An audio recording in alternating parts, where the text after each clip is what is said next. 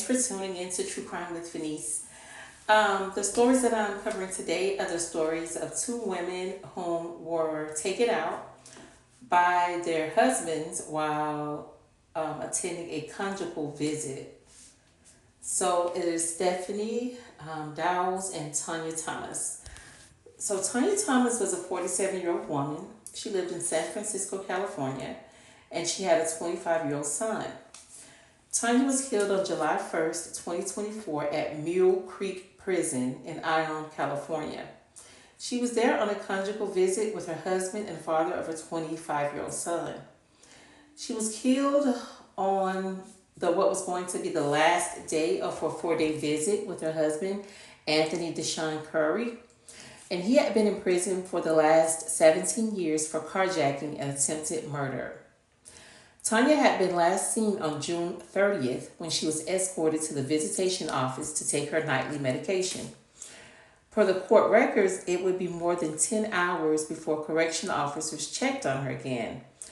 And that was because her husband called for help on the intercom system at about 6:30 a.m., saying that his wife needed medical attention.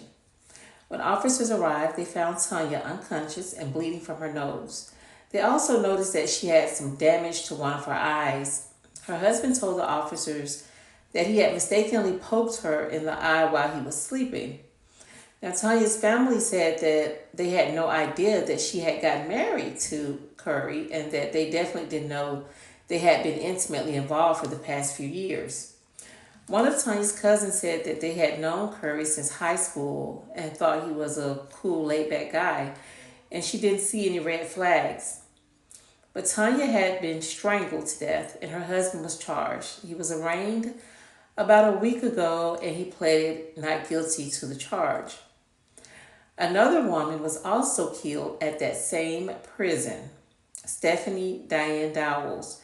She was also killed during a conjugal visit. She was 62 years old, and she lived in Inglewood, California. She was the mother of a 28-year-old son. In November 2024, she went to visit her husband, David Brinson, who's 54 years old. He was serving time for murdering 4 men during a robbery in the 90s. On November 13, 2024, Diane was at the prison for an overnight visit. Her husband told the guards around 2 a.m. that his wife had passed out. Prison officials tried to resuscitate her and called 911, but she was later pronounced dead.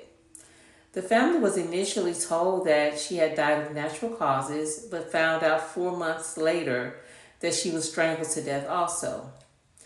Her son was in shock because he said he never thought that Brinson would harm his mother. He said that his mom even took his son, her grandson, to visit him before, so he had trust. Her son said that he grew suspicious when Brinson's story kept changing of what happened to his mom. As of March 2025, no charges have been filed against her husband yet. As they stated, they are still investigating this case. This story, I was shocked. I mean, I knew about conjugal visits, but I never knew that you could spend the night, overnight, or let alone for days at a prison. So that was crazy to me. And the fact that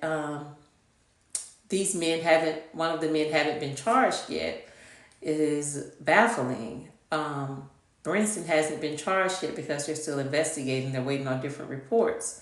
But it's shocking that both of these cases happened at the same prison, like a month or two within each other. So that says a lot about this prison.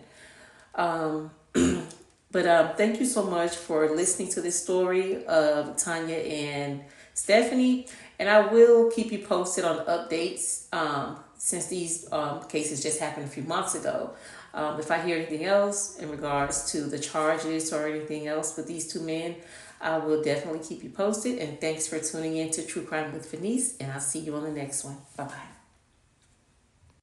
Exclusive investigation. We reported first last week the November death of a woman at Mule Creek State Prison during a conjugal visit with her husband was ruled a homicide, and now we're learning another woman was also murdered during a visit with her husband at the same prison a few months before that.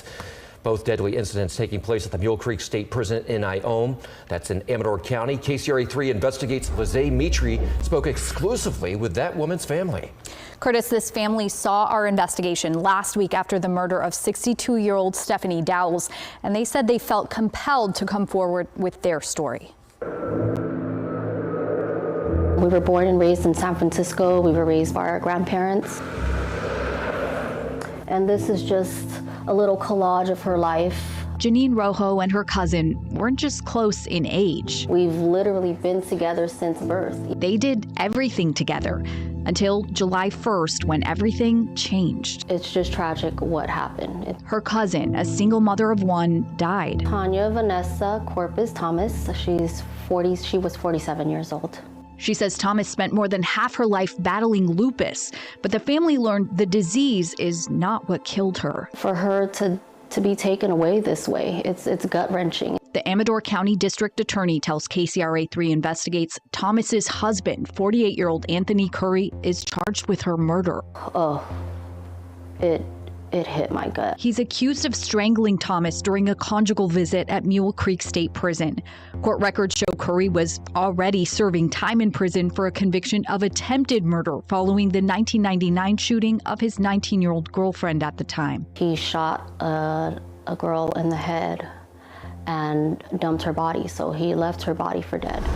She was found at a remote truck stop in Richmond, barely alive. A gunshot wound to the head left her permanently blind and partially paralyzed. He's a violent person. Rojo says she had no idea her cousin even had conjugal visits with him. With that history of severe violence, why are they being allowed to have these visits? Unsupervised. It's something she kept to herself until she saw the story on the November death of 62-year-old Stephanie Dowles. 4 months after a woman died while visiting an inmate at Mule Creek State Prison, we've learned her death is now deemed a homicide. Another woman killed at Mule Creek State Prison during a conjugal visit with her husband, a 4-time convicted murderer. I was sick to my stomach and I was in tears. She could no longer stay silent. I'm not against conjugal visits.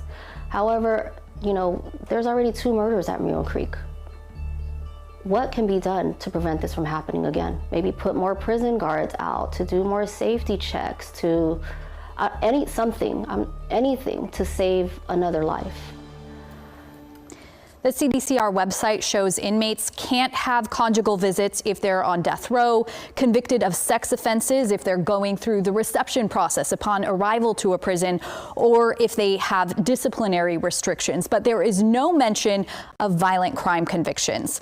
CDCR says inmates have to apply and meet strict criteria to earn the privilege of family visits. And they say these visits are meant to support family connection and rehabilitation. Okay, so a lot of people would say 1 murder is too many, 2 murders way too many. What security measures are in place to protect people who are there visiting? Right, we had to go through their manual to see what do they do, how do they make sure people are safe. What we could find is inmates have to present themselves for a count at least 4 times in 24 hours, and the prison can order unscheduled inspections, but otherwise the manual really highlights that they try to ensure the inmate's privacy. But we know about a second case because the family came forward. How many other cases are there that we don't know about? Right, and we have asked the corrections department and they responded to our inquiry, answering everything except for that question. So we followed up and we are hoping to hear back from them soon.